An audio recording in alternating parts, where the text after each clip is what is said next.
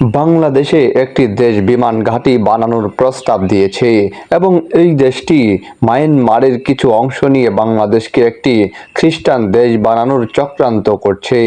প্রধানমন্ত্রী শেখ হাসিনার সাম্প্রতিক এমন মন্তব্যে তোলপাড় চলছে মার্কিন পররাষ্ট্র দপ্তরে।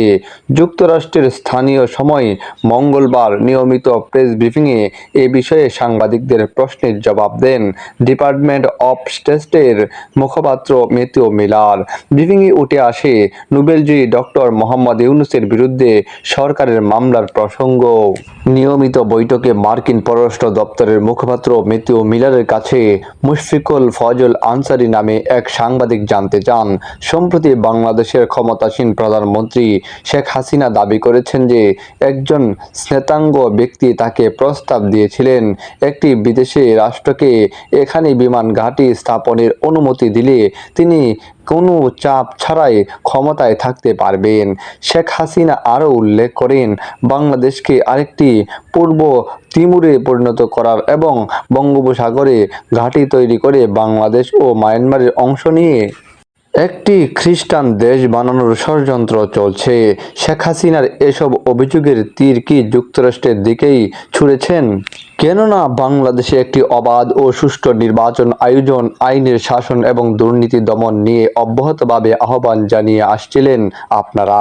জবাবে ডিপার্টমেন্ট অফ স্টেটের মুখপাত্র ম্যাথিউ মিলার বলেন, এই মন্তব্যগুলো কাকে উদ্দেশ্য করে করা হয়েছে সেই ব্যাপারে আমি ঠিক নিশ্চিত নয়, তবে এসব যদি প্রকৃতপক্ষে যুক্তরাষ্ট্র সম্পর্কে বলা হয় তাহলে আমি বলবো মন্তব্যগুলো সঠিক নয়।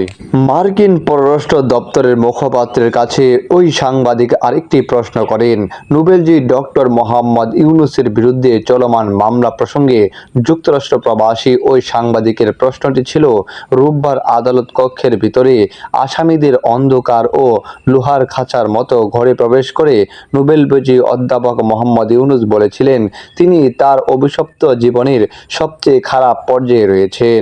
একইভাবে গণতন্ত্র, আইনের শাসনের অনুপস্থিতি এবং সরকারের ব্যাপক দুর্নীতির কারণে দেশের লাখো জনগণ তাদের অভিশপ্ত জীবনের সবচেয়ে খারাপ পর্যায়ে রয়েছেন।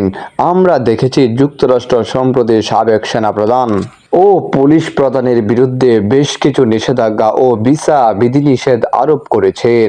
৭ জানুয়ারি অনুষ্ঠিত নির্বাচনের পর সরকারকে জবাবদিহি করার জন্য এই পদক্ষেপকে যথেষ্ট বলে কি আপনি মনে করেন, নাকি আগের প্রতিশ্রুতি অনুযায়ী বাংলাদেশের গণতন্ত্র ও গণতন্ত্রপ্রেমী জনগণের সাথে সংহতি প্রদর্শনের জন্য আরও পদক্ষেপের কথা বিবেচনা করবেন? প্রশ্নের জবাবে ডিপার্টমেন্ট অফ স্টেটের মুখপাত্র ম্যাথিউ মিলার বলেন, আমরা ডক্টর ইউনূসের বিরুদ্ধে মামলার অগ্রগতি নিবিড়ভাবে পর্যবেক্ষণ করছি। আমরা আমাদের উদ্বেগ প্রকাশ করেছি যে এই মামলাগুলোর মাধ্যমে ডক্টর ইউনূসকে হয়রানি ও ভয় দেখানোর জন্য বাংলাদেশের শ্রম আইনের অপব্যবহার হতে পারে। আমরা আরও উদ্বেগ যে শ্রম এবং দুর্নীতি বিরোধী আইনের অপব্যবহার আইনের শাসন নিয়ে প্রশ্ন তুলতে পারে এবং সরাসরি বিদেশি বিনিয়োগ নেতিবাচক প্রভাব পড়তে পারে।